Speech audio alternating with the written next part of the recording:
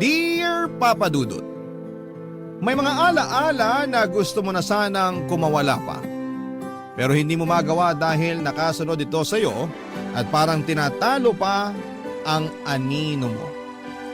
Magandang araw po sa inyong lahat. Ako po si Ellen, 35 years old, single at isang bar singer sa Japan. Hindi ko naman nakahiligan ng pagkanta pero yon ang talentong pinagkaloob sa akin ng Diyos. Kaya siguro yun na rin ang ginamit ko para makatakas sa kahirapan.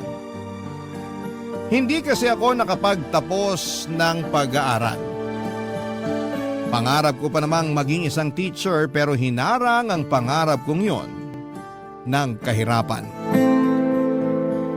Isang taon lang ang inabot ko sa kolehiyo.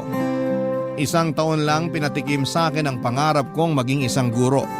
Hanggang isang araw ay sinabihan ako ng nanay ko na tumigil na ako sa pag-aaral dahil hindi na niya kayang bayaran ang tuition ko. Sinabi ko sa kanya na magtatrabaho ako at hinayaan niya naman ako. Sa simula ay nakayanan ko pang sustentuhan ang pag-aaral ko. Pero dahil maliit lamang ang sahod at kinailangan ni nanay ng katuwang sa mga bayarin sa bahay, kaya kinailangan kong magpaalam sa kolehiyo. Nagtrabaho ako para may pangtustos sa mga bayarin sa bahay.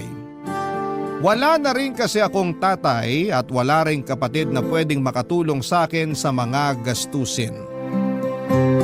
Namatay na si tatay bago pa man ako makatungtong sa kolehiyo. Huminto na rin si nanay na magtrabaho dahil hindi rin naman ganong kalaki ang kinikita niya. At napapagod lang siya dala ng kanyang edad. Ako na ang umako sa lahat, Papa Dudut. Hanggang sa pinalad ako at may nakarinig ng boses ko habang kumakanta ako kasama ang mga kaibigan ko sa isang videoke bar. Na-recruit ako para mag-Japan. Umoo ako kaagad. Kung yun ang paraan para makaahon na sa hirap, Papa Dudut. 25 anyos ako nang makapag-Japan. Pinaghirapan kong ipunin ang bawat natatanggap kong sahod at tip para makabili ng bagong bahay. Nakapagpagawa na ako ng bahay sa awa ng Diyos. Lagi ako nakikibalita noon kay nanay sa bahay at positibo naman lagi ang feedback. Excited na ako noon na matirhan sa wakas ang bahay na pinaghirapan ko. At nung umuwi ako nitong nakaraan ay nalaman kong ayaw palang tumira ni nanay doon.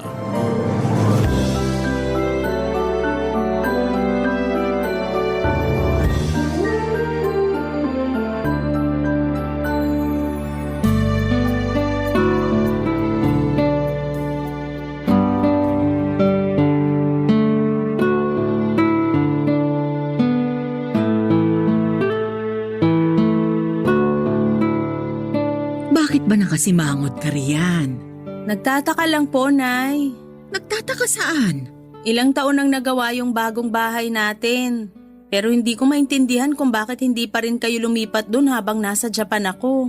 Nakatamaran ko na sigurong maglipat. Pag may pinaplano kasi ako, sinusumpong ako bigla ng rayuma o kaya may hindi magandang nangyayari. Lagi na lang po ba? Ilang taon na yung dumaan. Wala kahit isang araw na swerte at maayos ang kalagayan nyo para makalipat? Wala rin akong kasama na mag-aasikaso. Ang Tita Net po, nasa kabilang bahay lang siya. Pwede naman siyang mapakiusapan para makapaglipat na tayo. Ayoko nang abalahin pa ang Tita Net mo. Busy na rin yun sa mga apo niya. O ikaw ba? Anak, kailan mo ba ako bibigyan ng apo? Nay, wag nating ilihis ang usapan. Maghahanap ako na maglilipat ng mga gamit natin habang hindi pa ako bumabalik ng Japan. Huwag ka nang mag-abala. Ako na lang ang mag-aasikaso. Magpahinga ka na lang at sumama sa mga kaibigan mo rito sa Pinas. Magkumustahan kayo. Ako nang bahala rito sa bahay. Lagi niyong sinasabi na kayo na ang bahala pero nung hinayaan ko kayo, parang wala naman nangyari. Hindi ko lang talaga maharap dati. Kahit magtanong ka pa sa mga kapitbahay natin. Nasasayang lang kasi yung pinagawa kong bahay doon. Baka mas mauna pang tira ng mga ligaw na kaluluwa. Alam mo anak, isa rin yan sa mga dahilan ko kung bakit ayokong lumipat. Paano kung pinamahayan na yun ng mga multo? Lalo maraming bakante at masukal na lote ron. Mas okay na rito sa bahay natin ngayon. Laging nabibless ni Father Sanchez. Hindi makakapasok ang kahit anong klaseng multo. Kahit mayamang multo pa yan. Di ipabless natin kay Father Sanchez yung pinagawa kong bahay. Hindi kasi lumalayo ng binibless na bahay si Father Sanchez. Yung malapit lang ang gusto niyang i-bless na bahay. May katandaan na rin kasi. Hindi na kayang bumiyahe. Kung ganun, maghanap tayo ng pari na malapit lang dun sa bahay at bata pa. Pwede na po ba yon? Pag lumipat tayo, mamamahay ako. Matagal pa naman bago ako masanay. Kung lumipat na sana kasi kayo noon, di sana sanay na kayo't hindi na po problemahin kung mamamahay kayo ngayon. Malungkot dun, sigurado ako. Mag-isa lang ako. Buti sana kung hindi ka nababalik ng Japan para kasama kita ron. Tignan mo nga, isang buwan na lang, babalik ka na naman sa Japan, maiiwan na naman akong mag-isa. Marami kayong makikilalang kapitbahay doon.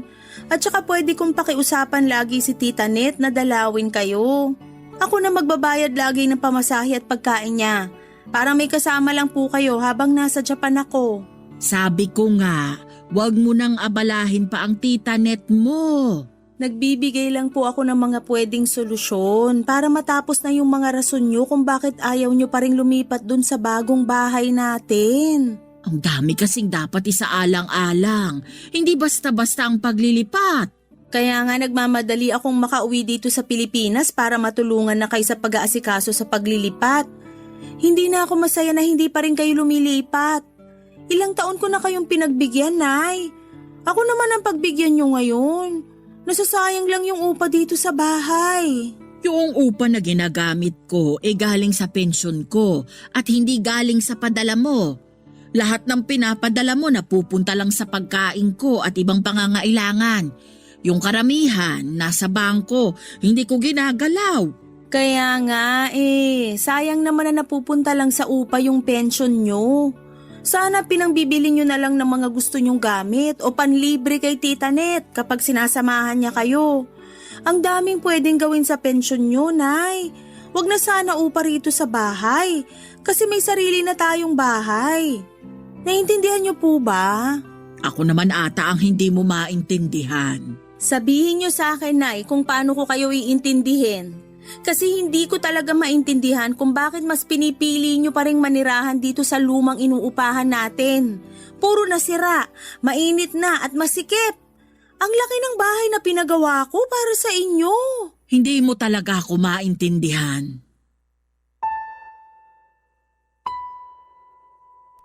Umiling si nanay at saka ako iniwan para pumasok sa kanyang kwarto. Napansin kong nagtampo na siya, Papa Dudut, kaya hindi ko na inulit ang pangungulit ko sa kanya na lumipat na. Malit lang ang inuupahan naming bahay na yon at sakto lang para sa aming dalawa at minsan ay kulang pa. Hindi papasok ng bisita dahil masyadong masikip para malakaran. Doon na unang tumira si nanay at tatay bago pa man din ako isinilang. Nasanay na ako roon noong bata pa lamang ako hanggang bago ako mapadpad sa Japan. Alam ko ang bawat karupukan ng bahay na yon. Yun nga ang isa sa mga naging dahilan ko para magsumikap sa ibang bansa. Gusto ko na ng komportable, maluwag at magandang bahay. Nakapagpagawa naman ako at nakuha ko ang pangarap kong bahay. Pero tila naging hadlang si nanay para maranasan ko yon. Nagsinungaling noong una si nanay sa akin. Ang sinasabi niya ay doon na siya tumitira sa bagong bahay namin. Pero paminsan-minsan daw ay bumabalik siya sa inuupahan at luma naming bahay kapag gusto niyang makasama sina Tita Net. Noong una ay hindi ko naman yon pinagbabawalan dahil gusto ko rin namang may nakakasama si nanay. Pero nalaman ko lang na hindi pala totoo yon. Ni minsan ay hindi pumunta si nanay para matulog doon sa bahay na pinagawa ko. Totoong pinupuntahan niya pero para lang linisan kapag napupuno na ng alikabok o di naman kaya kapag kakatapos ng bagyo. Pero hindi siya nanatili roon ng isang buong araw o isang buong gabi man lang. Kaya nagpasya na akong umuwi muna ng Pilipinas para makumbinsi siyang lumipat na. Kinausap ko na rin ang 55 anyos na tiyaheng kong si Tita Net tungkol sa bagay na yon.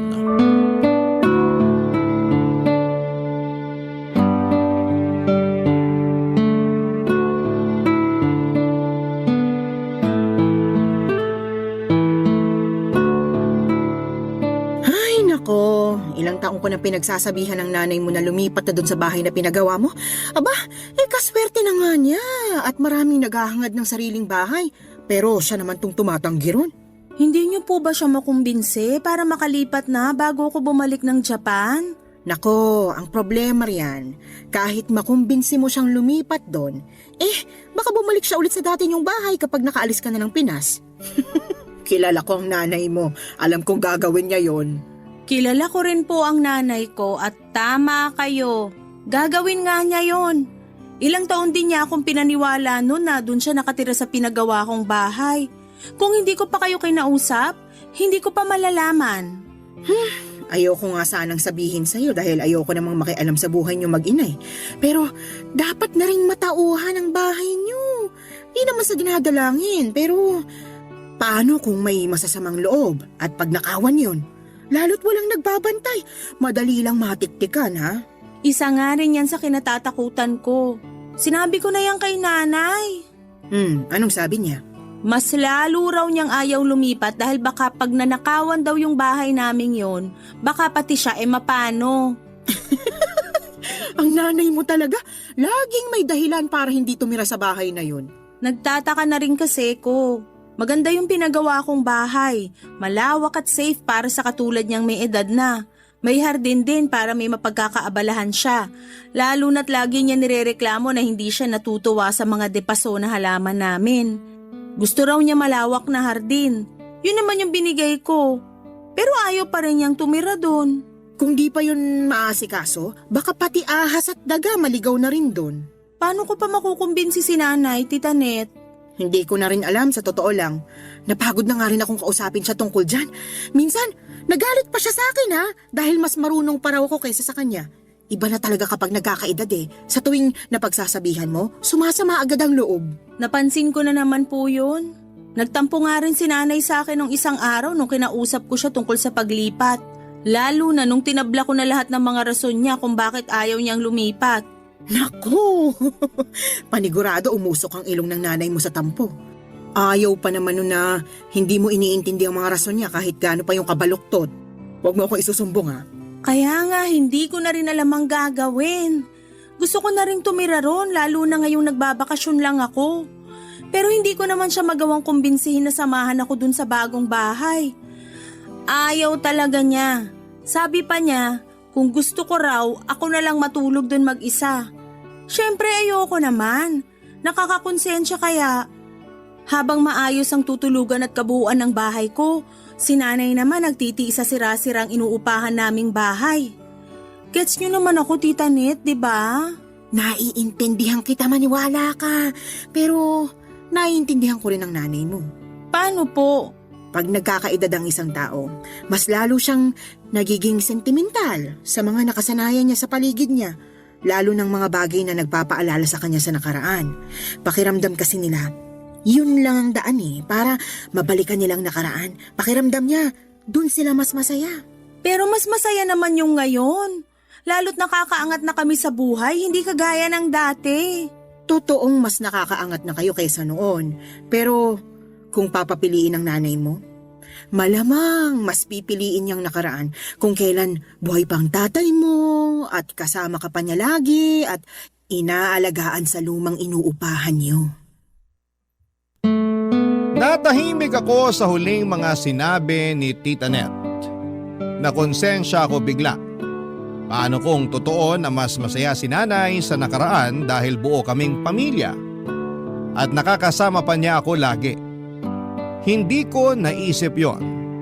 Kaya lang ay paano ko siya makukumbinse na tapos na ang nakaraan at pwede na kaming bumuo pa ng mas masayang alaala sa kasalukuyan kahit marami nang nagbago sa paligid namin. Mukhang mahirap yon, Papa Dudut. Ayon nga rin kay Tita Net, sa nakaraan madalas komportable ang mga matatanda. Lalo na yung mga nanay. Dahil sa nakaraan, pakiramdam nila ay may silbi pa sila. Kahit na hindi naman yon totoo, minsan daw o madalas ang mga tumatandang nanay ay nagiging emosyonal. Lalo kapag may sariling buhay na ang mga anak nila. Mga anak na minsang inalagaan at naging dependent sa kanila. Kaya naman masakit sa loob ko marahil ni nanay sa pagbabago na gusto ko. Dahil pakiramdam niya, mas lalo lang nawawala ang alaala ng pagkabata ko sa kanya. At dahil nga sa mga naging usapan namin ni Tita Net ay naliwanagan ako kahit papaano sa sitwasyon ni nanay. Pero hindi pa rin nagbabago ang desisyon kong lumipat pa rin kami sa pinagawa kong bahay dahil yun naman ang tama. Oras na para sa pagbabago. Pero ang tanging magagawa ko lang noon ay dahan-dahanin si nanay sa proseso. Hindi yun madali para sa kanya. Yun ang na-realize ko. Kaya ako dapat ang mag-adjust. Hindi ko lang alam kung papaano. Dahil minsan ay mahina ang pasensya ko sa mga makukupad sa pagbabago. Pero nanay ko naman yon. Baka humaba pa ang pasensya ko sa kanya basta't lagi ko lang tatandaan na malaki ang naging sakripisyo niya para sa akin. Isang maliit na bagay na lang ang pagpapasensya ko kapalit ng maraming magagandang bagay na sinantabi ni nanay para sa sarili niya. Mabigyan lang ako ng buhay na maayos, Papa Dudut.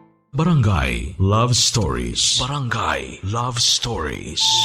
Ang lumang inuupahan namin, kung tatanungin ninyo ang itsura, Papa Dudut, ay hindi talaga kaaya-aya sa paningin. May dalawang maliit na kwarto na tuwing bumabagyo ay unang tinatamaan ng tulo sa kisame. Nakailang beses nang pinagawa yon pero ganun pa rin. Kailangan na raw gibain mismo ang bubungan at ibang parte ng bahay pero ayaw naman yung ipagawa ng may-ari. Sinabi ko na noon na kami na ang magpapagawa at ibabawas na lamang sa upa pero ayaw pa rin. Sinabi sa amin na kung hindi namin titiisin yon, mas mabuting umalis na lamang kami. Kung ako lang ay umalis na kami, Papa Dudut, matagal na. Pero si nanay ang humihindi. Hindi raw kami aalis doon. Hindi naman daw palagian ng bagyo at meron naman daw kaming pangsalok ng mga tulo. Doon ako naiinis kay nanay dahil hindi niya makita kung gaano ka-hassle yon. Sa kusina laging pinamamahaya ng mga ipis at daga dahil marupok na ang mga kahoy na ginamit doon at dahil doon ay mabilis lamang yung nangangat-ngat ng mga daga at pinapasukan pa ng ibang insekto. Nakailang beses nang pinaospital si nanay dahil sa kagat ng mga daga pero hindi pa rin siya natuto. Hindi naman daw sinasadya yon ng mga daga at aksidente lamang yon. Nagawa pa niyang ipagtanggol ang mga daga.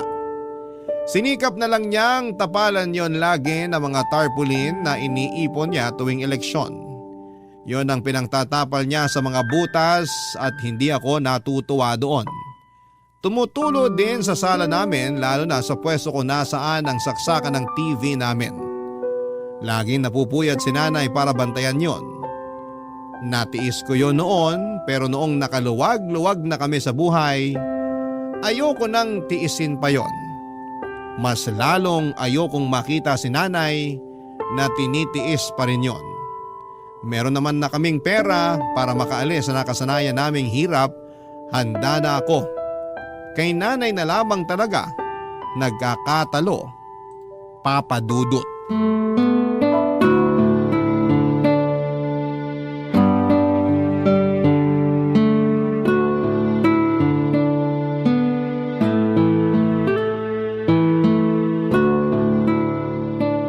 Bakit ka natutulog dito sa sala? Ang daming lamok dito ah. Tumutulo na naman sa kwarto ko, Nay. Naku, bakit kaya? Hindi naman bumabagyo. Sakto lang ang buhos ng ulan. Kasi po siguro rumupok na talaga yung kisame dahil sobrang luma na. Nareremedyohan pa rin naman kasi. Pero hanggang kailan po natin reremedyohan lahat ng sira dito sa bahay? Yung kwarto mo lang naman ang tumutulo ngayon. Hihintayin pa po ba natin na tumulo lahat ng parte ng bahay natin? Maya-maya lang pupusta ko. Next na tong sala na tutulo. Kung ipapanalangin mo, magkakatotoo talaga. Hirap na rin ako makatulog sa kwarto ko, Nay. Ang init. Hindi na kaya ng electric fan. Ang init dito sa Pinas. Nasanay ka lang sa lamig sa Japan. Masasanay ka ulit sa init dito. May 1 buwan ka pa. Gusto ko nang makatikim ng lamig ng aircon, Nay. Kung bakit naman kasi pinalagay mo yung aircon dun sa pinagawa mong bahay eh. Imbes na dito mo nalang pinalagay. Talagang doon ko ipapalagay kasi doon ko naman balak gamitin. Di magtiis ka sa init sa kwarto mo ngayon. Nay, hindi na talaga ako komportableng tumira dito sa bahay. Komportable pa naman ako. Paano naman po ako? 1 beses ka lang naman sa loob ng 2 taon bago umuwi. Tiisin mo na lang. Hindi ko na dapat tiisin to kasi nakapagpagawa na ako ng bahay na magiging komportable tayo pareho. Para saan pa lahat ng pinaghirapan ko sa Japan kung hindi naman magiging maghinawa ang pagstay ko dito sa Pinas? Parang walang nangyari. Parang balik hirap uli. Paanong walang nangyari? Naipagawa mo na nga yung kusina natin dito. Hindi na sinisira ng mga daga. Opo, kasi sa likuran ng kwarto nyo naman ngayon dumadaan yung mga daga para manira doon. Nagtatago lang sila ron. Hinahabol kasi ng mga pusa. Bakit kaya ayaw nyong tumira sa bahay na walang daga, no? Hindi naman nananakit ang mga daga. Pero may naitutulong ba sila sa atin? Nakakatulog ako ng maayos sa kwarto ko. Parang pugo ng kwarto nyo, Nay. Mas mainit pa kaysa sa kwarto ko. Pag pumapasok ako doon, para akong ensaymada na mina-microwave. Ako naman ang natutulog sa kwarto ko. Komportable ako roon kahit mainit. Sanay na ako. Hindi nyo naman kasi kailangang masanay sa ganun. Subukan lang nating matulog 1 gabi dun sa pinagawa kong bahay. 1 gabi lang, para makita nyo ang kaibahan. Matanda na ako masyado para masanay sa mga bago. Hindi na natin pwedeng gamitin yan, Nay. Kaya nga ako nagtrabaho sa Japan para makapagbigay ng magandang pagbabago sa inyo. Ayoko nang nakikitang napeperwisyo kayo tuwing tag-ulan dito sa bahay. Ako yung napapagod sa kakareklamo nyo sa mga tulo sa kisame. Pati yung mga saksakan na hindi na gumagana dahil laging pinapasukan ng tubig at mga insekto. Ako yung natatakot para sa inyo. Paano kung isang araw hindi nyo mabantayan yung mga saksakan natin? Pwedeng pagmulan nyo ng sunog. Mabilis lang ako makaamoy ng usok kahit natutulog ako. Huwag mo na akong problemahin. So mas gusto nyo na paghandaan na lang lagi ang sunog dito sa bahay? Aasahan nyo na lang lagi? Ni hindi nyo man lang gustuhin na tumira sa bahay na hindi basta-basta pagmumula ng sunog o kahit anong disgrasya? Wala namang nangyaring ganyan dito sa bahay mula nang umalis ka papuntang Japan. Nabantayan ko ng maayos tong bahay. Di sana pala, di na lang ako nagpagawa ng bahay natin. Sinasayang nyo lang yun. Ang daming gustong magkaroon ng sariling bahay pero kayo mas gusto nyo pa dito. Mas gusto nyo pang nagbabayad ng upa sa bahay na dapat hindi na nga ginagawang bahay. Dala siguro ng kawalan ko ng maayos na tulog kaya nasagot ko si nanay ng ganon. Hindi ko naman yon sinasadya, Papa Dudut. Napuno na lamang din ako kung paano niya sabihin ang mga rason niya. Ang dami ng negatibong nakikita sa bawat sulok ng inuupahan naming bahay pero nagagawa pa rin ni nanay na makitang maganda ang mga yon. Alam kong sinasabi niya lamang yon, Papa Dudut, dahil ayaw niyang lumipat kami ng bahay. Hindi naman na nakipagtalo pa sa akin si nanay, Papa Dudut.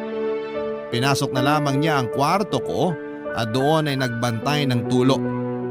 Nilabas niya ang isa sa arenola na ginagamit lang kapag may tumutulo sa bahay. Sinabi niyang doon muna siya matutulog sa kwarto ko para makapagtapon ng mga maiipong tulo sa kisame. Hinayaan ko na siya para hindi na kami magtalo pa. at para makita niya kung gaano kahasel ang bahay na sira na. Kilala ko naman si nanay bilang isang taong mahirap mag-let go.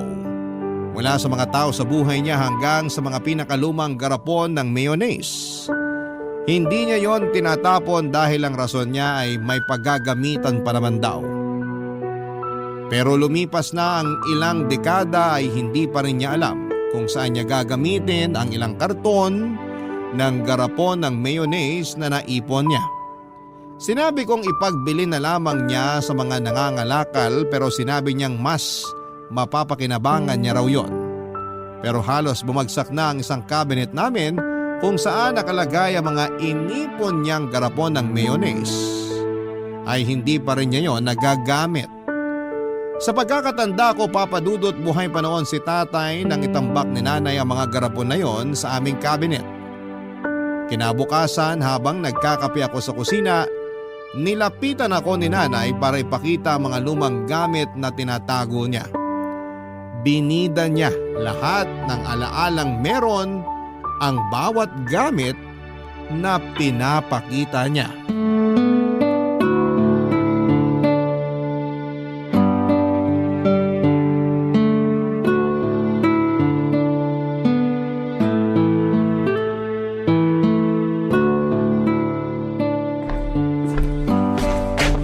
Anak, may ipapakita ko sa'yo.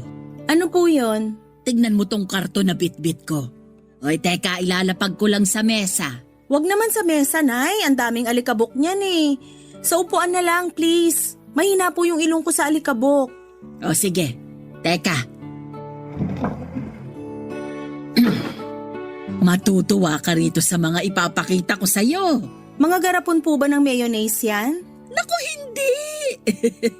Mga pinaglumaang gamit mo. Baka mamaya may magsilabasan pang ipis dyan at mga bubuit.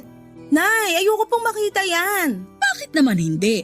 Habang nagbabantay ako ng tulo sa kwarto mo, naalala kong nilagay ko pala ito sa pinakataas na parte ng cabinet mo. Kinuha ko. Natuwa ako na hindi pa nasira ang mga inilagay ko rito sa karton. Nakakapagtaka nga. Halos lahat ng gamit ko sa kwarto nasira na dahil sa mga tulo sa kisame. Himala na nakasurvive yung laman ng karton na yan. Siniksik ko talaga sa dulo ng cabinet itong karton, kaya hindi naapektuhan ng mga tulo sa kwarto mo. Pag hindi na mapapakinabangan at makakadagdag lang po ng kalat dito sa bahay, ibigay na lang sa mga nangangalakal o kaya itapon na lang. Ay, hindi pwede! Bakit ko naman itatapon tong unang tsupo na ginamit mo? Regalo sa'yo to ng tita net mo. Binili niya sa unang sahod sa unang trabaho niya. Ang cute! Sige na nga, itago po natin yan. O, andito pa rin ang pusod mo. Nakasiksik sa lumang medyas mo nung bata ka. Tinago niyo talaga yan, Nay? Pampaswerte raw kasi ito, lalo kapag binitin sa kisame.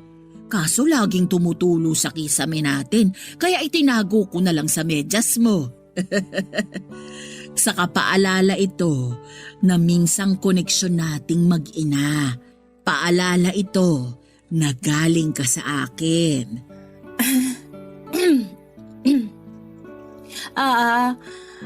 Ano pa po bang meron dyan sa karton? Andito rin ang coloring book mo nung kinder ka. Patingin nga po. Grabe! Kinulayan ko talaga ng blue yung puno at green ang kalangitan. Sabi mo kasi pangarap mong makakita ng puno na kulay blue. Tapos inaabangan mo lagi tuwing tanghali kung magiging berde ang kulay ng langit. Hawak mo lagi ang coloring book na to kapag lumalabas ka ng bahay para maghanap ng blue na puno at berde na langit. Hindi ko na maalala kung bakit ko sinabi yan. Pero nakakatuwa po na tinago niyo tong mga gamit ng bata ako. Andito rin pala ang report card mo nung grade 6 ka, oh. Patingin nga po ako ng grades ko noon. Hala, bakit puro pasang-awa? Saka bakit parang iniba tong grade ko sa math? Hindi mo na ba maalala? Ikaw ang nagbura ng grade mo sa math. 70 yan, pero pinalitan mo ng 75 para kunwari pumasa ka. Nalaman ko rin ang totoo dahil pinatawag ako ng teacher mo. Naalala ko na nga. Nakakahiya naman. Ito pa ang unan mo. Unan mo to nung baby ka. Pero palagi mo pa rin ginagamit hanggang tumungtong ka ng high school. Naaalala ko nga, hindi mo tinatanggal sa tabi mo, lalo noong high school ka na. Ni hindi ko nga maitakas sa'yo para labhan eh. Lagi kang nagagalit kapag kinukuha ko. O kaya heto, nakaipit pa rin ang amoy at marka ng laway mo sa una na to. Siguro naman ipapalaba mo na ito ngayon, ano? Huwag niyo na pong laban. Itapon niyo na. Sunugin niyo kung pwede. Pero paborito mo ang una na to. Sabi mo noon sa akin, ito ang naging proteksyon mo sa mga mumo na pumapasok sa kwarto mo. Hindi naman ako totoong naproteksyonan yan. Itapon niyo na po. Pero... Itago niyo na lahat ng garapon ng mayonnaise. Pati na yung pusod kotso po na regalo ni Tita Net. Pero parang awa niyo, nanay. Itapon niyo yung una na yan. Nagulat si nanay sa mga sinabi ko, Papa Dudut. Alam niyang naging paborito ko ang una na yon. Hindi niya alam ang isasagot sa akin noon.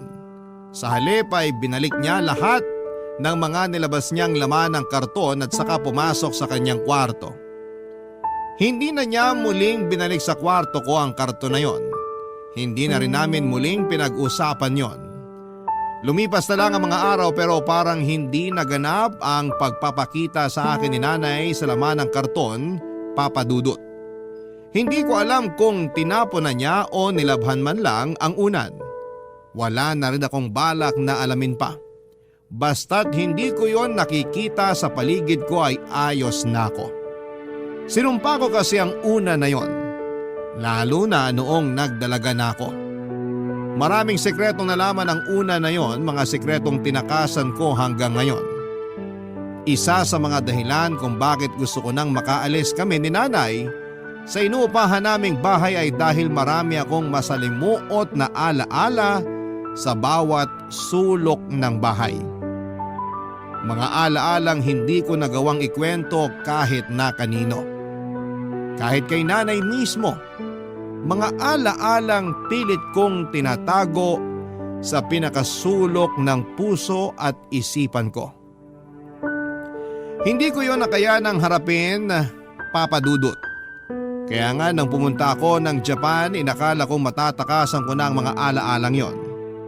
Pero hindi pala, Papa Dudut. Sinundan ako ng mga alaalang yon hanggang sa pag-alis ko ng bansa. Akala kong malaking tulong na hindi na ako nakatira sa inuupahan naming bahay pero hindi pala. May mga bagay akong handa nang sabihin ngayon. Sa susunod na parte ng kwento ko, sisiguraduhin kong maiintindihan ninyo kung bakit kating-kati akong lumayas sa inuupahan naming bahay ni nanay ng mga panahong yon, Papa Dudut. Barangay Love Stories. Barangay Love Stories. Nawala ako sa mood ng mga sumunod na araw, Papa Dudut. Dala yon ng mga nagsidagsaang mga alaala na nakabalot sa una na ipinakita sa akin ni nanay. Ilang gabi na akong hindi makatulog dahil dinadalaw ako ng mga hindi magagandang panaginip tungkol sa nakaraan ko. Mga panaginip na binalikan ako dahil hindi ko nagawang kumprontahin. At nang mga oras na yon ay para akong inuusig para sa wakas ay harapin na. Pero hindi ko kaya. Muli na naman akong nagtago. Nagpaalam ako kay nanay na roon muna tutuloy sa pinagawa kong bahay. Nagbaon ako ng mga kailangan ko para sa ilang araw na pananatili ko doon. Iniisip ko na baka sakaling makatulong kung lilipat ako ng bahay para hindi na ako mahanap ng mga nakakatakot na alaala ko sa nakaraan.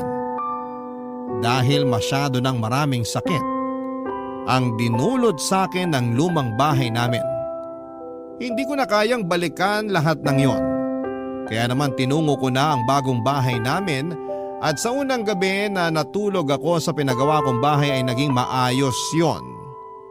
Kinabukasan habang naglilinis ako ng kusina ay bigla na lamang ako nagkaroon ng flashback tungkol sa tinatakasang kong trauma. Muli na naman akong nanginig, natakot at nagtago. Napatakbo ako sa kwarto ko at doon ay umiyak habang yakap ang bagong unan. Kumalma ako pagkatapos. Hindi ko na binitawan ang bagong unan na yon, Papa Dudut, at sinigurado kong katabi ko yon kahit saang sulok ako ng bahay. Maski sa pagbalik ko sa luma naming bahay ay bitbit ko yon. Tila naging proteksyon ko yon mula sa madidilim na ala-alang sumusunod sa akin. Pagkarating ko ng bahay ay inabutan kong nagkakape sina nanay at tita Net. Nakangiti si nanay na sinalubong ako. Kinukuha niya sa akin ang bitbit kong unan pero tumanggi ako. Nakiupo na rin ako katabi nila habang hawak pa rin ang bagong unan ko, Papa Dudut.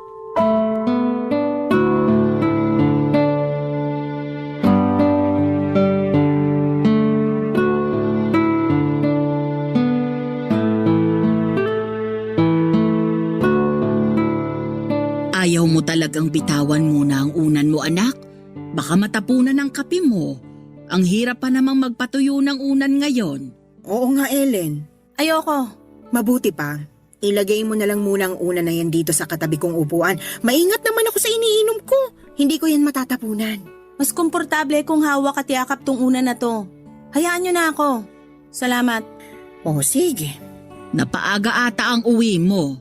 Akala ko hanggang Sabado ka pa rin sa pinagawa mong bahay natin. May mga kailangan akong asikasuhin malapit dito sa atin. Para malakad ko lang at matapos ko agad bago ako bumalik ng Japan. Sabi ko sa iyo maganda talaga tong pwesto ng bahay natin. Malalapit sa mga kailangang puntahan. Nako, baka gagamitin mo na namang dahilan yan kay Ellen para hindi ka umalis dito sa lumang bahay ninyo, ha? Marami kasing dahilan para hindi na kailangang umalis dito. Joke lang, anak. Baka magalit ka na naman, ha? Nay, wag ngayon. Please. Gusto ko lang malaman ng tita Net mo ang dahilan ko. Para naman hindi niya ako hinuhusgahan. Magkapatid tayo. Kahit ano pang sabihin mo, trabaho kung husgahan ka. May bago pa ba? Nung nagpakasal ako, tinutulan mo. Pero ikaw naman tong nakarami ng kain sa handa namin. Kahit ano pang sabihin mo, trabaho kung kumain sa kasal mo. Naaalala ko pa nga, yung inuwi naming cake sa kasal namin, hindi nagkasya sa rep. Yan ba yung pagkagising nyo kinaumagahan? Nakita nyo na lang yung dalawang bubuit na nakapatong na sa cake at busog na busog sa icing ng cake? Hindi sila nakagalaw, dala ng kasibaan sa matamis. Sana talaga pinauwi nyo na lang sa akin yung natira nyong cake eh. Di sana sikmura akong nakinabang, hindi sikmura ng mga bubuit sa kusina ninyo. Ang mga daga na yon ang nakakasama ko, lalo na nung umalis na papuntang Japan si Ellen. At sila rin ang salarin sa mga butas sa dingding natin at kung saan-saan pa. Kaya nga, bago sirain ang mga dagatong bahay, lumipat na kayo mag-ina sa bagong bahay ninyo. Doon kahit may ilang daga ang umaligid sa bahay nyo, paniguradong hindi nila matitibag yun. Hindi ka sigurado, mauutak na ang mga daga. Sigurado kung kaya nilang tibagin kahit sementado pa ang dingding. Nakahanap na naman kayo ng dahilan para ipagtanggol tong lumang bahay. Alam mo naman ang nanay mo, loyal sa bahay na to. Ay talaga, nung walang-wala kami, ito ang sumaklolo sa amin.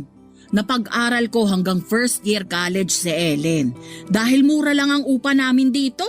Hindi nyo na ako pinag-aaral, Nay. Kaya wala na kayong ibang dahilan para manatili rito. Doon na tayo sa bagong bahay, wala nang babayarang upa.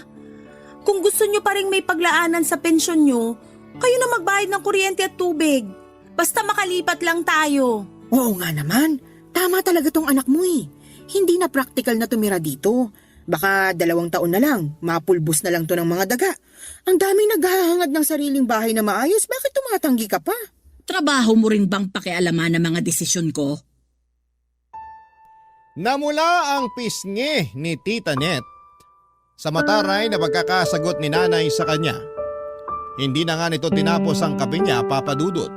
Nagkunwari na lamang siya na may aasikasuhin pa sa bahay. Nagpaalam na ito sa akin at hindi na kinausap pa si nanay. Habang inaayos ni nanay ang pinagkapihan nilang magkapatid ay nakaupo pa rin ako habang yakap ang unan ko. Hindi rin ako kinausap ni nanay, Papa Dudut. Nanatili siyang tahimik hanggang sa paghuhugas ng mga tasang ginamit nilang magkapatid. Nagtungo ako sa kwarto ko, bitbit ang bagong unan ko.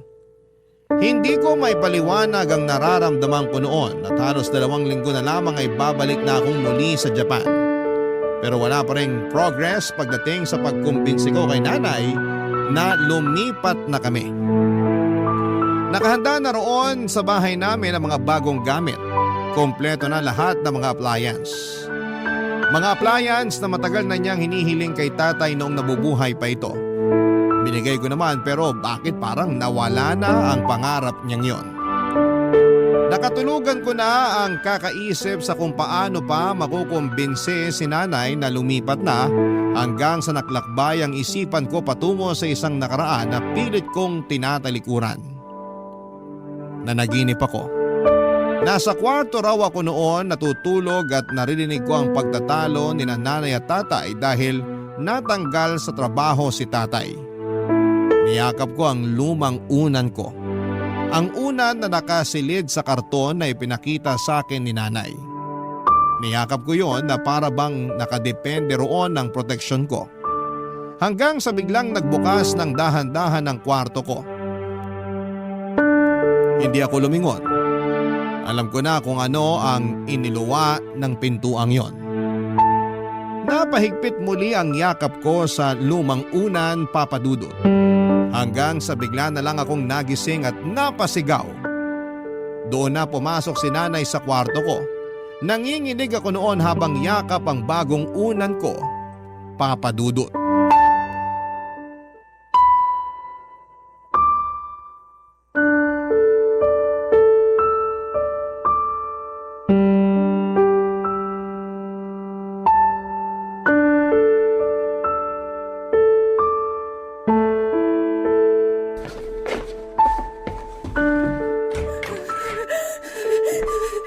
Anak, ayos ka lang?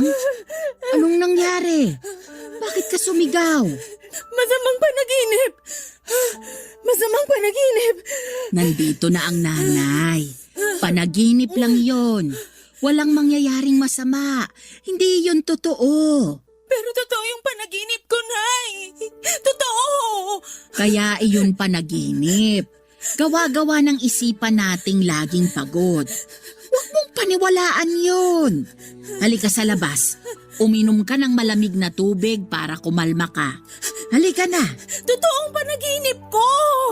Natutuliro ka lang ngayon. Okay lang yan. Tara sa labas para mahanginan ka. Hindi to okay, Nay! Kailan ba kayo makikinig sa akin? Nakikinig naman ako. Kung nakikinig ka, bakit hinayaan mo ako umiyak lagi sa kwarto ko? Ano bang sinasabi mo? Nung bata ako, alam kong naririnig mo akong umiiyak. Siguro. Oo. Hindi ko na matandaan. Alam mo naman ang nanay. Maraming inaasikaso, lalo na nung nawala ng trabaho ang tatay mo. Hindi na kita nabantayan o napakinggan. Pasensya ka na ha. Gusto mo bang pag-usapan? Ang tagal ko nang gustong pag-usapan, Nay.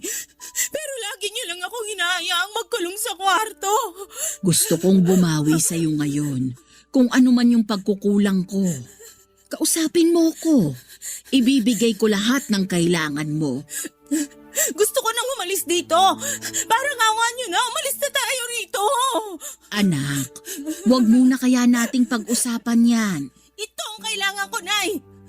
Kala ko ba ibibigay niyo ang kailangan ko? Kailangan na nating umalis sa bahay na to. Bakit ba nagmamadali kang umalis? Minamadali po ba kita? Kasi ilang taon na ako nangungulit sa inyo na lumipat na kayo dun sa bagong bahay para makapagsimula na tayo ng bagong buhay natin. Bakit ba kailangan baguhin ang buhay natin? Masaya naman tayo sa ganito. Sa dati. Kayo lang. Hindi ako naging masaya sa bahay na to. Dahil masyado ng maganda ang tinirhan mong bahay sa Japan. Dahil mas matibay ang pinagawa mong bahay kaysa rito. Baka nakakalimutan mo. Malaki ang naiambag nito sa buhay mo. Kung alam niyo lang kung ano pang naiambag ng bahay na to sa akin, maintindihan niyo kung bakit gusto ko na itong sunugin. Wala akong maalalang ginawang masama sa'yo ng bahay na to para pagsalitaan mo ng ganyan. Siguro nga hindi itong bahay na tong nakagawa ng masama sa akin, pero yung taong tumira dito, meron! Anong ginawa ko sa yung hindi maganda? Bukod sa hindi kita pinuntahan nung umiiyak ka sa kwarto mo. Sabihin mo sa akin lahat para bago ka bumalik ng Japan, matapos na tong nararamdaman mong hinanakit sa akin at sa bahay na ito. Nay! Nay! Pinagsamantalahan ako ni tatay!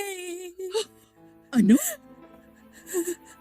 Bawat sulok ng bahay na to sa tuwing umaalis kayo para magtrabaho. Doon ako sinisimulang pagsamantalahan ni tatay. Kung gumagawa ka lang ng kasinungalingan para makalipat na tayo ng bahay, tigilan mo yan. Parang awa mo na. Magbigay ka naman ng respeto sa yumao mong ama. Tama nga yata yung desisyon kong wag magsumbong sa'yo noon. Kasi hindi mo rin ako papaniwalaan sigurado. Tulad ng ginagawa mo ngayon. Gusto kitang paniwalaan. Pero ang imposible na mga bintang mo sa iyong ama. Disente at maayos ang tatay mo. Bigyan mo naman ng respeto ang kaluluwa niya. Hindi ito pagbibintang, Nay. Totoo lahat. Hindi mo alam kung ilang dekada kong tiniis lahat ng masasamang panaginip ko tungkol kay tatay. Kung paano ako laging kinakabahan sa tuwing may nagbubukas ng pintuan ng dahan-dahan. Hindi niyo alam. Hindi niyo alam na halos magdugo na yung mga mata ko sa kakapuyat para makapag-ipon. Para makapagpagawa na tayo ng bahay at makaalis na sa bangungot na bahay na to.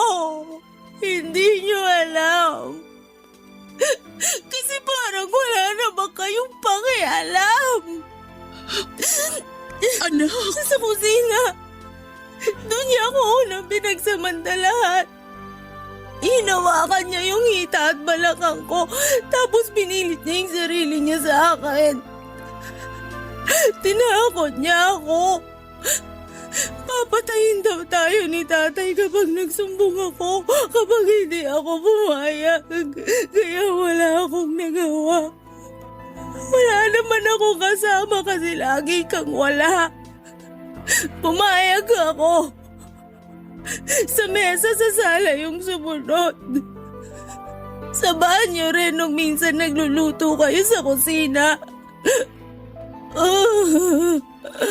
Sinubukan ko magpasak lolo pero nilakasan ni tatay yung tubig sa gripo.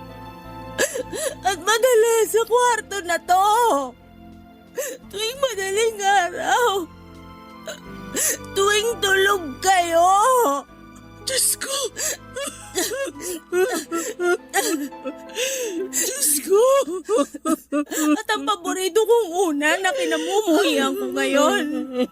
Yun ang lagi kong pagtakip sa mukha ko sa tuwing hinaharap ako ni tatay habang pinagsasamantalahan. Akala ko mapoprotektahan ako noon para hindi ko makita ang kahiyupan ni tatay. Pero hindi. Tulad mo rin yung unan na yon. Walang kamalay-malay. Walang alam.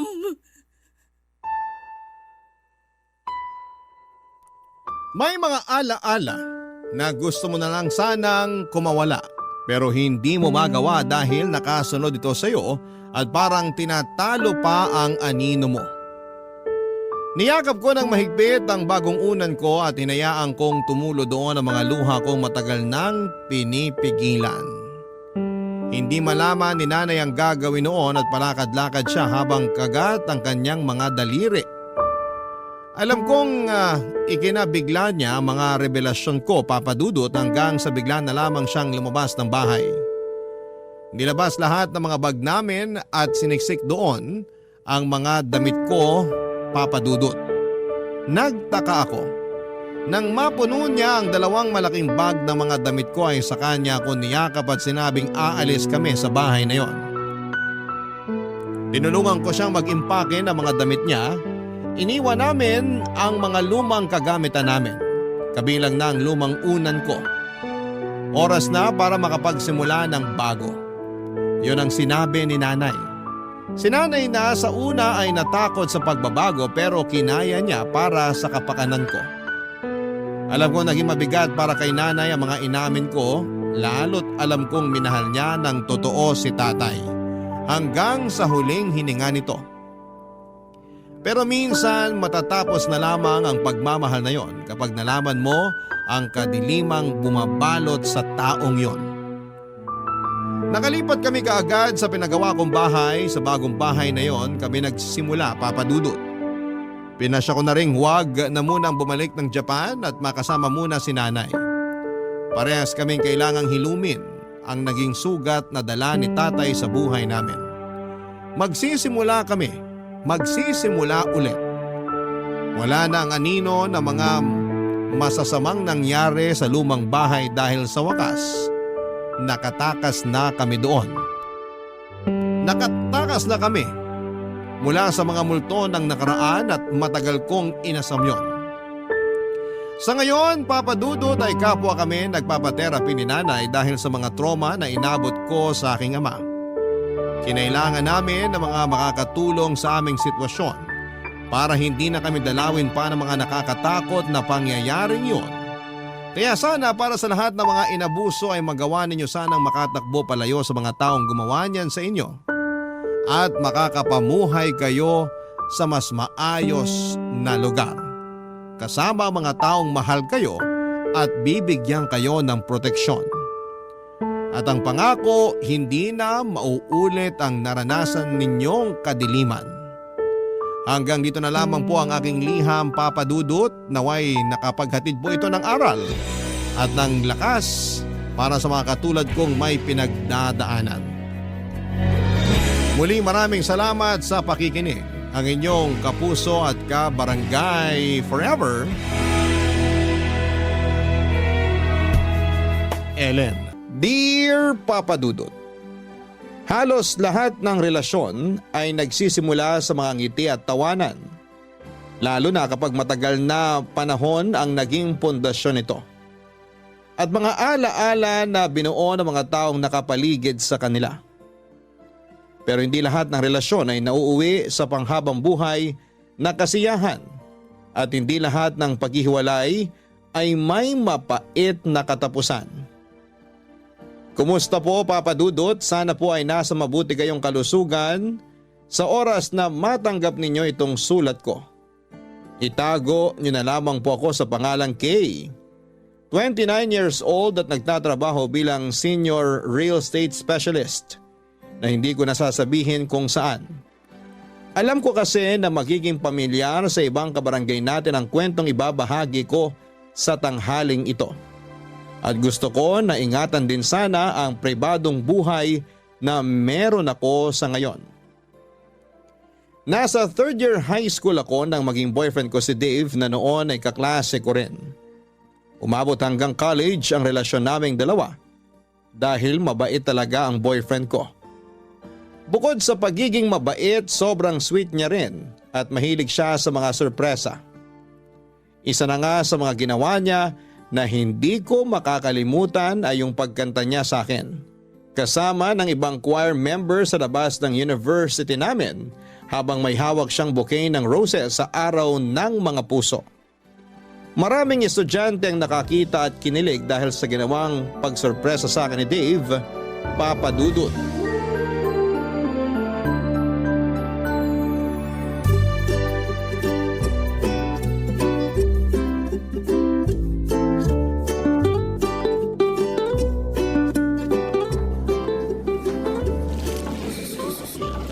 Grabe, Kay! Ang bango talaga nitong bouquet ng roses na binigay sa'yo ni Dave. Fresh na fresh! Sinabi mo pa, tapos ang laki pa ng bouquet na yan. Ang bigat-bitbitin kanina habang naglalakad ako papunta dito sa classroom natin. Naku, kung ako lang ang may ganitong kaganda at kalaking bouquet ng roses, baka iniikot ko pa ang buong university. Ang lakas kaya makaganda ng ganitong bulaklak. Ang lakas nga makaganda pero nakakapagod namang bitbitin. Si Dave kasi, hindi na ako hinatid hanggang dito sa classroom natin. Bakit nga hindi ka niya hinatid? Nagulat ako nung makita kitang naglalakad mag-isa palapit dito sa classroom habang nasa may pinto ako. Hindi ko na nga napigilan na salubungin ka kasi amoy ko kaagad yung mga bulaklak na to na bitbit mo kanina. May practice kasi sila ng basketball. Tumakas lang siya saglit para abangan ako sa labas malapit sa may entrance ng university natin. Tapos yun, kasama niya nga yung ilang choir member at isang guitarist para kantahan ako. At ibigay ang bulaklak na yan. Baka raw kasi maging busy na siya mamaya. At least daw, na-surprise niya ako ngayong Valentine's Day. Alam mo, Beshi, nakakahiya nga kasi ang daming tao na nakatingin sa amin kanina habang kumakanta yung mga choir at inaabot ni Dave sa akin ang bulaklak na yan. Ano nakakahiya dun? Sobrang sweet nga eh. Alam mo naman na hindi ako sanay sa mga ganitong pakulo ni Dave. Well, kailangan na masanay ka na talaga kasi sweet talaga yung boyfriend mo. Ang swerte mo nga kasi palagi kanyang pinapakilig eh. Sana talaga, kapag nagka-boyfriend ako, yung kasing sweet at kasing gwapo ni Dave, hindi ko na talaga papakawalan pa yun. Para namang sinabi mo na may pagnanasa ka sa boyfriend ko. Uy, wala ah. Grabe ka. Gusto ko lang ng kagaya ni Dave, pero syempre ibang tao kasi alam ko naman kung gaano ka kamahal ng boyfriend mo. Pero parang bihira na kasi yung kagaya niya. Sobrang showy, tsaka vocal sa feelings niya para sa'yo. Ganun talaga si Dave kahit nung high school pa lang kami. May effort talaga siya. Ay, teka. Tignan ko nga kung ilan na yung views ng video namin na in-upload niya sa Facebook. Ay, ayan, sige. Gusto ko ring makita. Eto, tignan natin dito sa phone ko. Ang bilis din kasi mag-edit at mag-upload ni Dave ng video eh. Kaya natag niya agad ako kanina. Uy, Beshi. Ang dami nang nakareact sa video niyo at ang dami na rin nag-share. Oh. Oo nga, ang dami na rin comment. Grabe, halos 1 oras pa lang mula nung nag-upload si Dave kanina pero ang dami nang nakapanood. Alam mo, sa sobrang effort at sipag ni Dave mag-record ng sweet moments niyo, pwede na kayong gumawa ng Facebook page para sa love story niyo. Facebook page? Hindi naman kami mga artista, no? Hindi nga, pero maganda naman ang love story niyo. At alam ko na marami kayong magiging followers kasi ang lakas niyong maka-couple goals. Sigurado ako nasisikat kayo at malay mo, mas lalo pang tumibay ang relationship niyo kapag naging content creator kayo ni Dave. Papadudot aaminin ko na sa aming dalawa ni Dave, mas sweet talaga siya pagdating sa relasyon. Marami nga nagsasabi noon na napakaswerte ko na raw sa boyfriend ko dahil consistent siya sa sweetness at effort niya. Mula noong nanliligaw pa lamang siya, ma-effort na talaga si Dave. Gumagawa siya ng love letter para sa akin. Sumusulat din siya ng tula at mga kanta. May pagkamakata din kasi talaga si Dave kaya romantiko siyang tao. Bukod sa pagiging romantiko niya, gwapo at malakas din ang dating niya. Matangkad kasi siya, matangos ang ilong at moreno ang kulay ng balat. Bagay nga raw kami kasi parehas na matangos ang ilong namin at ako naman ay maputi ang kutis. Sentimental na tao nga rin pala si Dave at mahilig siyang mag-take ng picture o mag-record ng video sa mga date namin o surprise niya sa akin. Pero kahit na walang camera o cellphone na pang-record, palagi pa ring sweet sa akin ang boyfriend ko, Papa Dudut.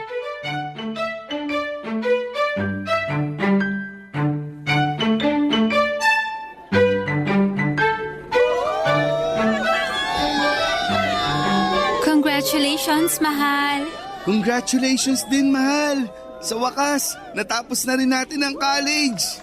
Nakatapos tayo ng walang kahit na anong binagsak na subject. Oo nga, mahal. Kahit pareho tayong nahirapan talaga, walang sumuko sa atin. Tinutulungan din kasi natin noon ang isa't isa. Lalo na kapag malapit na ang finals natin. Kahit magkaiba tayo ng course at mga subject, sabay pa rin tayo nagre-review. Alam mo, mahal, akala ko nga hindi na ako makakasabay sa'yo na graduate. Bakit naman? Kasi di ba, may 2 major subject ako na muntik ko nang maibagsak.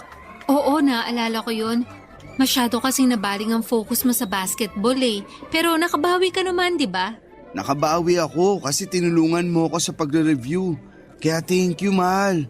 Kasi kahit alam ko na pagod ka rin, hindi mo yun pinakita at pinaramdam sa akin.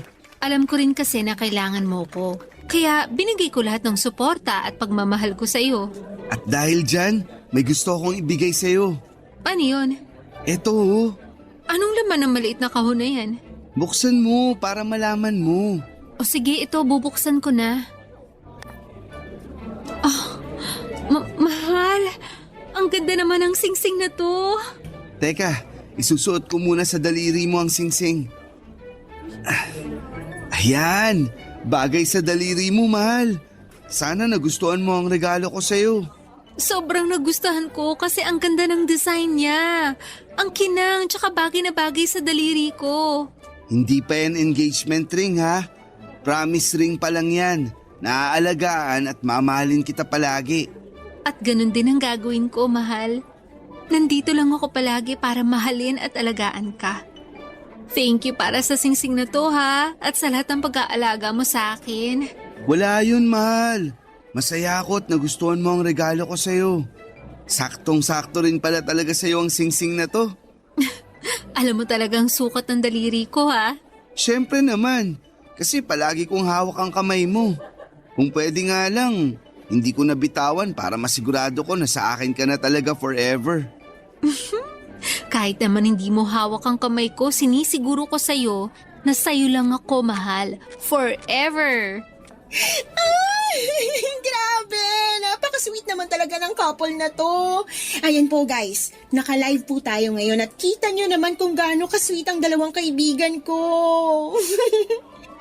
Friends, mag-hi naman kayo bago ko i-stop ang live na to sa Facebook page nyo. Naka-live ka, Beshi? Oo, sa Facebook page nyo. Mag-hi na kayo ni Dave kasi ang daming nanonood ngayon dito sa live video ko. Hi guys! Thank you sa mga nanonood palagi ng live namin sa Facebook. Thank you rin sa mga nag-congrats guys. Lalo na sa palaging nagme-message at comment sa mga posts namin. Thank you always for all your support. Ayun guys, salamat ulit sa mga nanood. I-end ko na muna tong live natin ngayon ha. Bye! Uy, Beshi! Kanina ka pa ba talaga dyan? Oo, nagtago lang ako dun sa may likod ng malaking puno para makunan ko ng live sa Facebook page niyo yung pagbigay sa'yo ni Dave ng promise ring. Alam mo yung tungkol sa promise ring? Oo, mahal. Sinabi ko kay Mengay ang lahat ng plano ko tungkol sa araw na to. Alam ko kasi na maraming followers natin ang nag-aabang kung anong ibibigay ko sa'yo para sa graduation day natin. Kaya naisipan ko na makisuyo kay Mengay na hawakan ng cellphone ko at i-live niya sa Facebook page natin ang pagbibigay ko sa'yo ng promise ring. Grabe! Ang ganda ng plano niyong dalawa ha? Ang galing din kasi ni Dave na mag-isip ng pakulo at surprise para sa'yo. Pero, congratulations ha. Kasi meron na kayong 100,000 followers sa Facebook page ninyo. Talaga? 100,000 followers na agad? Oo, mahal. Kaninang umaga ko lang din nakita nung inabot ko kay Mengay ang cellphone ko. Congratulations, mahal! Congratulations sa ating dalawa, mahal!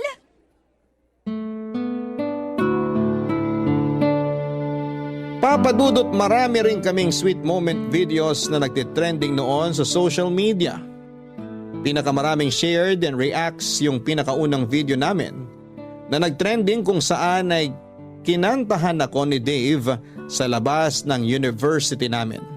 Ang daming nagsabi na sana lahat ay may kagaya ni Dave na sobrang sweet na boyfriend.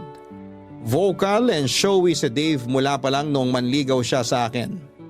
Ang nakakatuwa pa doon ay gumagawa siya ng paraan para mapalapit sa mga kaibigan ko. Tapos pumunta rin siya sa bahay para formal na magpaalam sa mga magulang ko. Naliligawan niya ako noong nasa second year high school pa lamang ako. Hindi naman mahigpit sina mommy at daddy tapos ay natuwa pa ang mga ito sa pagpapaalam na ginawa sa kanila ni Dave.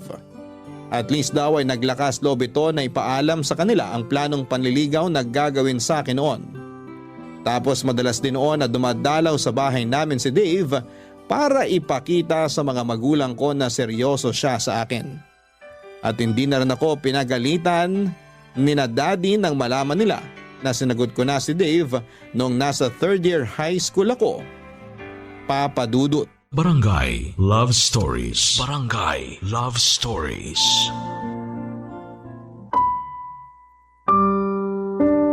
Papadudot na unang lumaki ang number ng followers namin ni Dave sa Facebook profile namin dahil sa mga trending sweet video namin.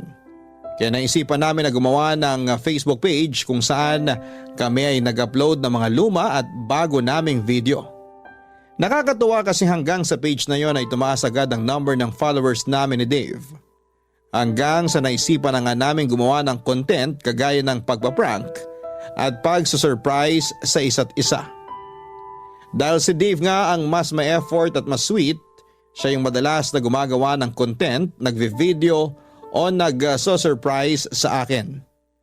Lahat halos ng date namin o surprise gift at pakulo niya para sa akin, recorded ng camera na pinag-ipunan naming bilhin para sa paggawa namin ng content. At sa paglaki pa ng number ng followers namin sa iba't ibang social media account, nagsimula na rin kaming kumita ng pera dahil sa mga content na ina-upload namin. Halos kami na nga ni Dave ang nagbabayad ng kalahati ng tuition fee namin noon. Pero hindi rin naman namin yon naging priority dahil pareho naming pangarap na makapagtapos ng pag-aaral. Bagay na natupad namin noon, Papa Dudut. Hi guys! Thank you sa nanood ng quick Facebook live namin ng mahal ko. Mahal, bumati ka rin sa mga nanonood ng Facebook live natin ngayon. Ito ang cellphone ko. Ay sige. Hi po sa viewers namin dyan. Ang dami nyo ngayon Thank you po sa palaging panonood ng mga video namin ni Dave. Ingat po kayo palagi. Ingat kayo palagi guys. Magdi-dinner muna kami ng mahal ko. Pagsasaluan lang namin ang niluto kong special pasta para sa kanya. Bye guys! Grabe! Ang dami nating viewers sa live kanina. Ngayon lang ulit kasi tayo nakapag-live na magkasama tayong dalawa. Sobrang busy rin kasi natin sa trabaho. Lalo na nung na-promote ako 3 months ago. Sinabi mo pa, mahal.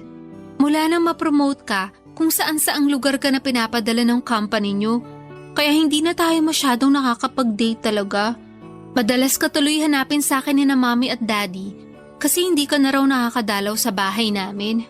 Naku, pasabi kina tita. Pasensya na talaga at sobrang busy ko sa trabaho. Matagal ko na rin gustong dumalaw sa bahay nyo. Kaya lang, alam ko naman na tulog na sila kapag tapos na ang oras ko sa trabaho. Sinabi ko na yan sa kanila. Kaya huwag ka na mag-alala. Naiintindihan naman nila na busy ka talaga ngayon dahil kakapromote mo pa lang sa opisina nyo.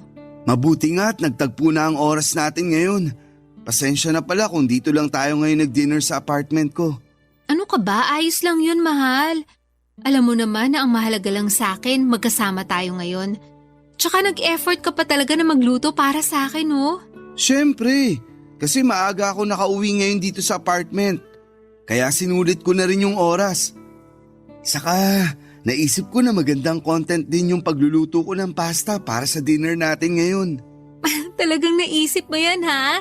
Oo, kasi hindi na rin tayo masyadong nakakagawa ng content natin. Bumababa na rin tuloy ang engagement ng Facebook page natin kasi wala na tayo masyadong ina-upload. Ang dami na ngang followers natin yung nagko-comment kung kailan ang next surprise ko sa'yo. Kasi namimiss na raw nila yun. Namimiss na raw nila tayong mapanood. May intindihan naman yun ng followers natin. Alam nila na masyado tayong busy sa mga trabaho natin. Kaya hindi natin matutukan ang paggawa ng mga video para sa kanila. Oo nga, pero kailangan pa rin natin ng bagong pakulo para umingay ulit tayo sa social media. Alam mo na, maraming bagong content creator ngayon kaya baka mapunta na sa kanila ang followers natin. Mahal, alam naman natin kung anong lamang natin sa mga bagong content creator ngayon. Yung pagiging totoo natin bilang isang couple. Hindi tayo kagaya nila na palaging scripted yung mga video. Lalo na yung surprises o pranks na ginagawa natin, hindi mawawala ang followers natin kasi alam nila kung paano tayo katotoo sa isa't isa.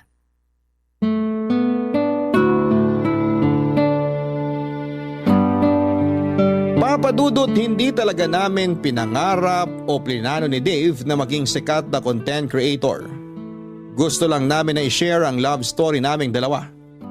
Gusto naming magpakilig, magbigay ng good vibes at inspirasyon, pero priority pa rin namin ang pag-aaral namin. Hindi kami nagpasilaw sa kasikatan kahit lumampas na sa 100,000 ang followers namin sa Facebook at kumikita na talaga kami. ng sarili naming pera.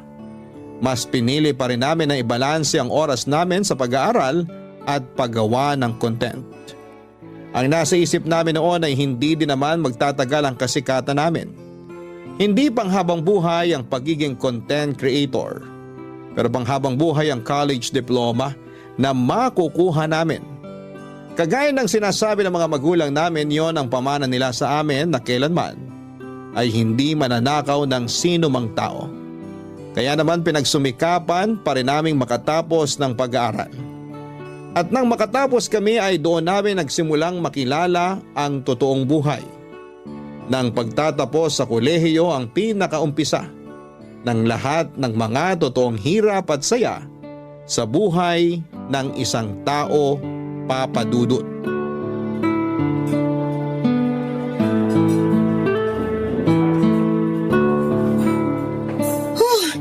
Beshi, sorry, ngayon lang ako nakarating.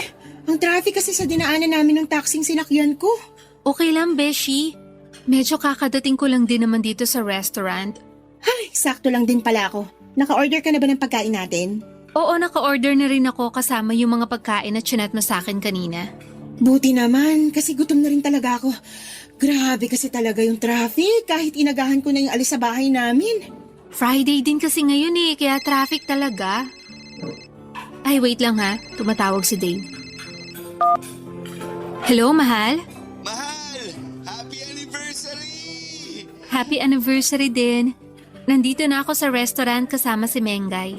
Ayan, mabuti naman at may kasama ka ngayon. Niyaya ko talaga si Mengay ngayon na mag-dinner kami. Kasi ayoko rin naman magmukmuk sa bahay. Sorry talaga, hindi tayo magkasama ngayon. Ayos lang. Kahit ang ganda na sana ng plano natin na out-of-town vacation para sa anniversary celebration natin. Mahal, sorry na talaga. Akala ko ba naiintindihan mo ako?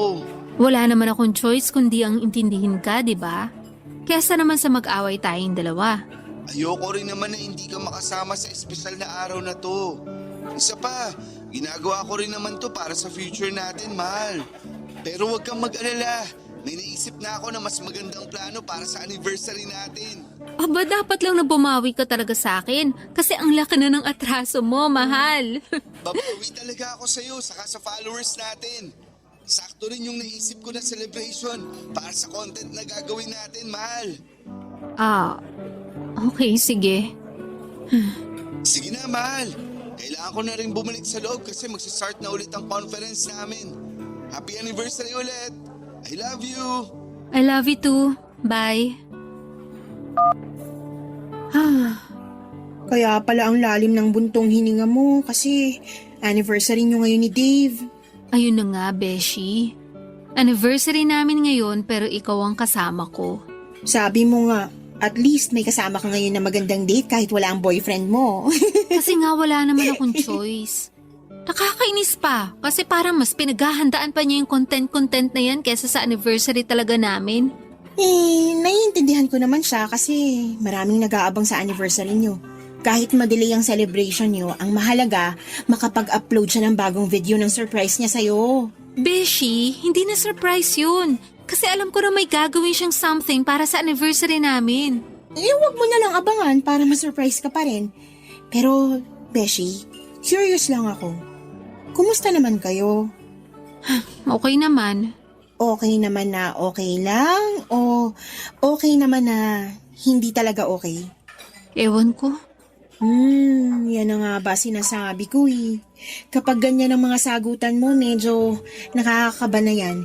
Pero, baka kasi kulang lang talaga kayo sa quality time. Alam mo na, dapat talaga na mas dalasan yung date nyong dalawa eh. Yan din naman ang sinasabi ko sa kanya. At kapag bumabalik naman siya dito, bumabawi naman talaga siya sa akin. Naiinis lang ako kapag naglalabas na siya ng cellphone o camera. Tapos malalaman ko na lang na recorded pala lahat ng pakulo niyang sorpresa para sa akin. Hindi ko tuloy alam kung para sa akin pa ba talaga yung ginawa niya o para lang sa content na gusto niyang i-upload sa Facebook page namin. Beshi, syempre naman para sa'yo yun. Ewan ko, Beshi. Sa totoo lang, hindi ko na rin kasi alam kung saan papunta yung relasyon namin eh. Papadudot, iba talaga ang buhay estudyante sa buhay empleyado na. Nag-focus kami ni Dave sa kanya-kanya naming career at naging sideline na lamang ang pagiging content creator namin. Nang mga panahon na yon ay may kanya-kanya din kaming responsibilidad ni Dave sa pamilya namin. Pareho kaming panganay ni Dave sa magkakapatid at tinutulungan ng mga magulang namin sa mga gastusin sa bahay. Kaya pareho rin kami na naging workaholic ni Dave. Doon namin na-realize na mas masarap ang buhay estudyante na hindi masyadong kailangan na budgetin ang allowance na nakukuha namin mula sa mga magulang namin. Mas masarap ang pakiramdam noong kami lang ang tumatanggap ng pera. Kesa kami na yung nagtatrabaho at gumagawa ng paraan para kumita. Kaya sa sobrang focus namin ni Dave sa mga trabaho namin, unti-unti kaming nawala ng oras sa paggawa ng content para sa Facebook page namin. Pero hindi lang kami sa paggawa ng content na wala ng oras, kung hindi pati na rin sa relasyon namin, Papa Dudut. Barangay Love Stories. Barangay Love Stories. Papadudot ng ma-mild stroke si Mommy ay mas nasubsob talaga ako noon sa pagtatrabaho. Sa awa ng Diyos, mabilis naman siyang nakarecover pero nag-resign na siya sa trabaho niya bilang teacher.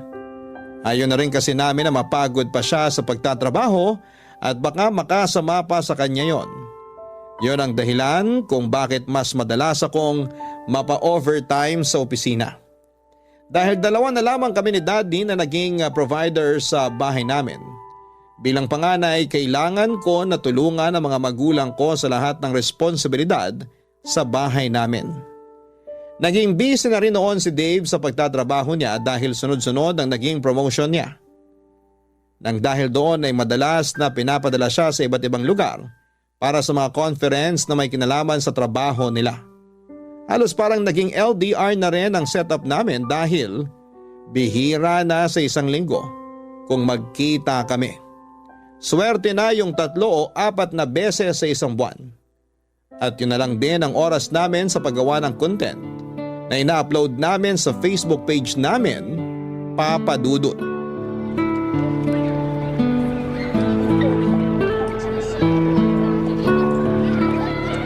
Hello, Beshi. Nasa bahay ka ba ngayon? Naku, wala, Beshi. Naglalakad ako ngayon papunta sa apartment ni Dave. Ay, ganun ba? Yayayain sana kita manood ng sine ngayon kasi palabas na yung bagong rom-com movie na inaabangan natin. Pero mukha namang magtatagal yun sa sinihan kaya sa ibang araw na lang. Kapag bumenta ang movie na yon, magtatagal talaga yun sa sinihan. Ganun na nga, Beshi. Bakit pala kailangan mong pumunta sa apartment ni Dave ngayon? May pinapacheck kasi siyang document sa apartment niya. May duplicate naman ako ng susi niya kaya makakapasok din ako doon agad. Akala ko ba dapat kahapon pa yung balik niya dito sa Maynila? Ayun na nga rin ang akala ko eh. Pero na-extend na naman ang conference niya sa Davao. May kailangan siyang ipasa na document para sa tax niya. Pinasuyo niya sa akin na i-check sa apartment niya kung nandun. Kasi kung wala, yung mama naman niyang tatawagan niya para hanapin sa kwarto niya dun sa bahay nila sa Batangas. Okay, sige. Bukas na lang tayo manood ng sine kasi mukhang kailangan mo na naman ng heart-to-heart conversation. Bahala na. Tawagan na lang kita bukas ha. Beshi, ibababa ko na rin tong tawag kasi nandito na ako sa may harap ng gate ng apartment ni Dave. Sige, Beshi. Ingat ka dyan. Thank you, bye.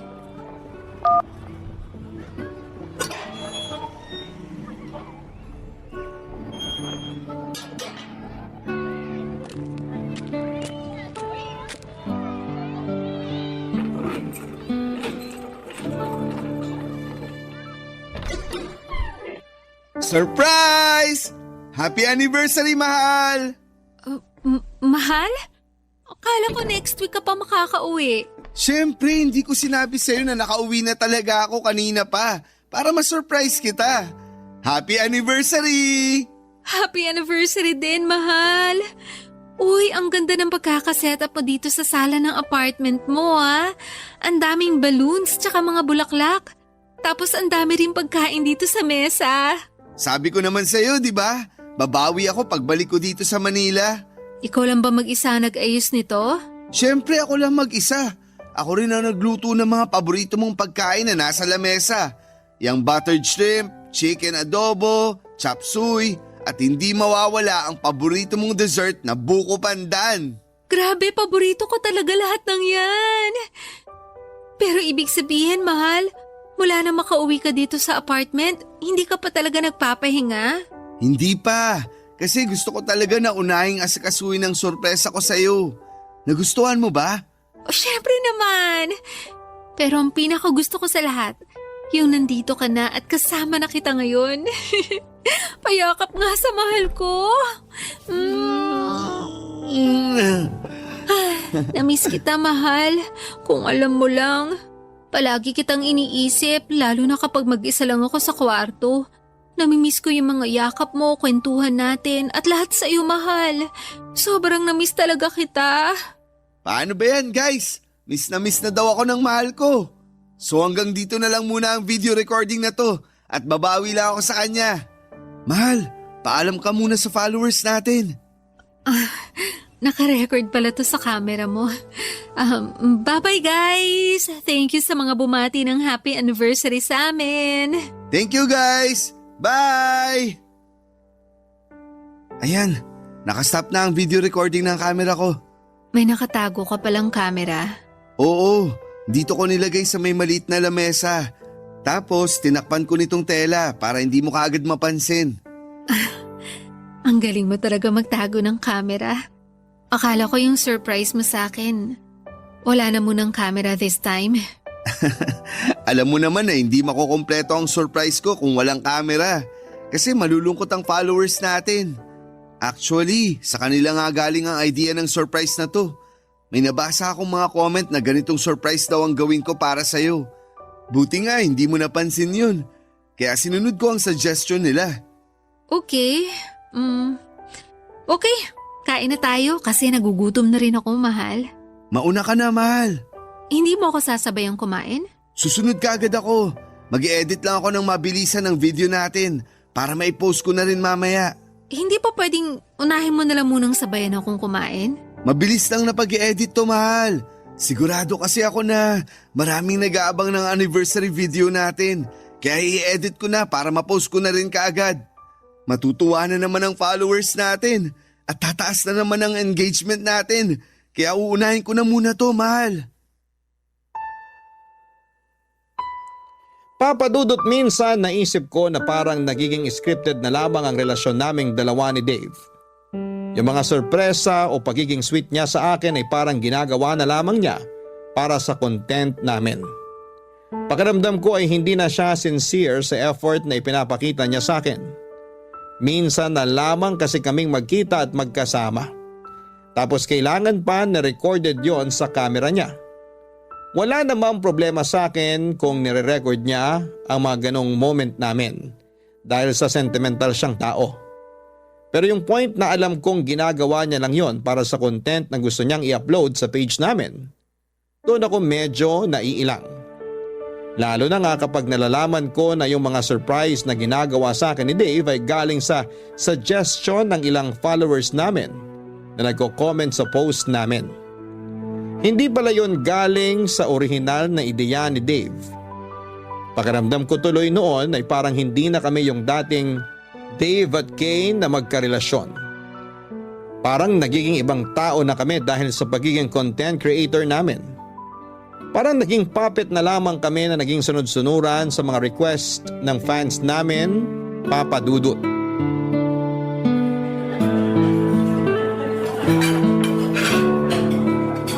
Nakakamiss talagang kumain sa restaurant na to, no? Sinabi mo pa. Naaalala ko nga nung unang beses na kumain tayo dito, hindi pa ganito kalaki ang restaurant na to. Pero ngayon tignan mo naman, oh. Ang laki na ng pinagbago ng lugar na to. Oo, tama ka, mahal.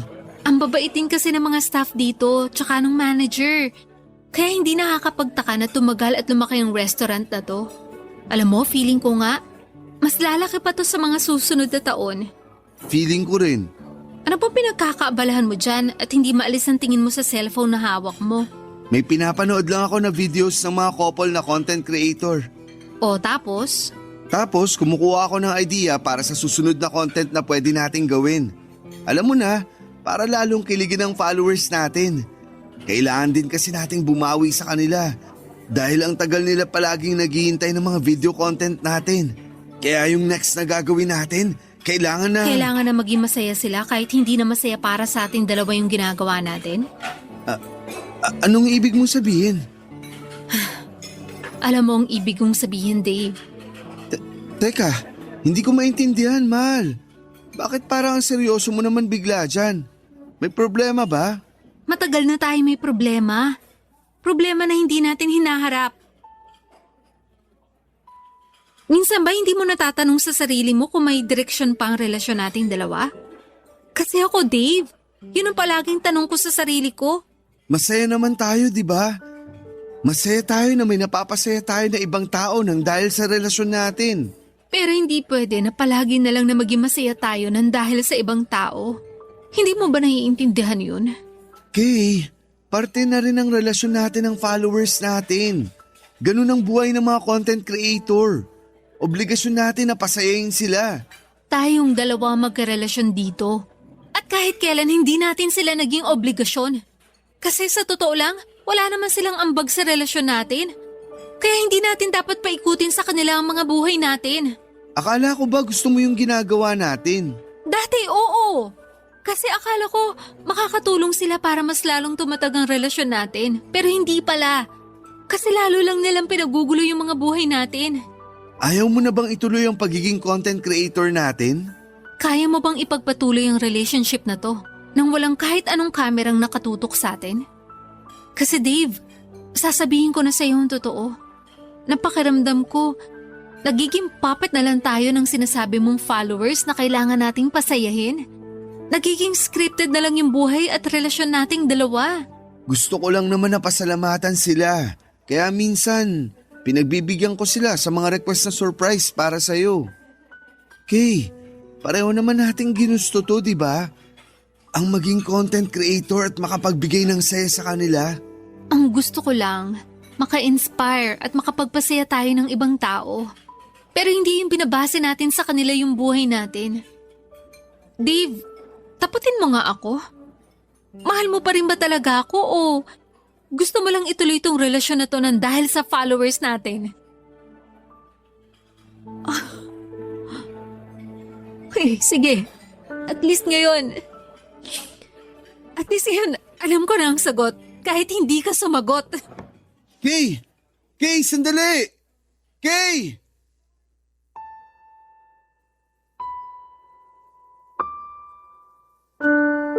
Papa Dudut, mas nakilala namin ni Dave ang isa't isa nang magkaroon na kami ng sarili-sarili naming responsibilidad sa pamilya namin. Hindi pala talaga biro ang maging adult. Hindi na kami kagaya ng dati na puro sarili na lamang ang pwedeng isipin. Pareho pa kami ni Dave na may responsibilidad sa mga pamilya namin. Pareho naming hindi pwede na maging priority ang relasyon naming dalawa. Umasa rin ako noon na makakatulong ang relasyon namin ang pagiging content creator na baka mas lalo naming mahalin at i-appreciate ang isa't isa, pero iba pala ang nangyari. Parang mas naging mababaw ang relasyon namin noon dahil sa mga taong nakasubaybay sa aming dalawa. Kagaya ng nabanggit ko kanina ay parang naging mga puppet na lamang kami na sumusunod sa gusto nila sa relasyon namin.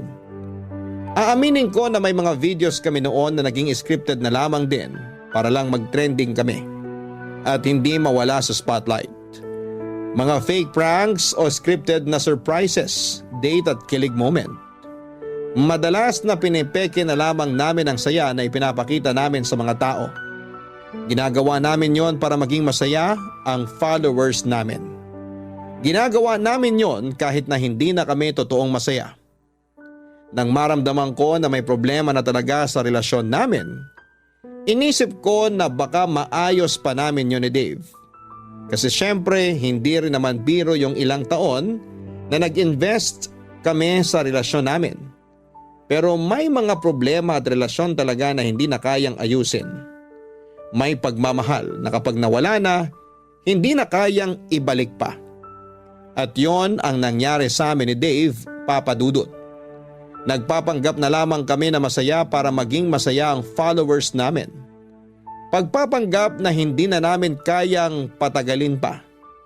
Kaya naging mutual ang desisyon namin na tuluyan ng bitawan ang isa't isa. Papadudot kasunod ng pagtatapos ng relasyon namin ni Dave, yung desisyon na tuluyan ng i-delete ang Facebook page namin. Hindi na rin kami gumawa ng official announcement tungkol sa paghihiwalay namin. Dahil pinag-usapan namin na doon magsisimula ang pagiging pribado ng kanya-kanya naming buhay. Tahimik, masaya at may peace of mind. At kung sakali man na mapili po ninyo ang sulat kong ito, ito na rin siguro ang huling pagkakataon na babalikan ko ang kwento namin ni Dave. Kaya nagpapasalamat ako sa pagkakataon na may bahagi sa ating mga kabarangay ang parteng ito ng buhay ko. Ang inyong forever kapuso at kabarangay, Kay.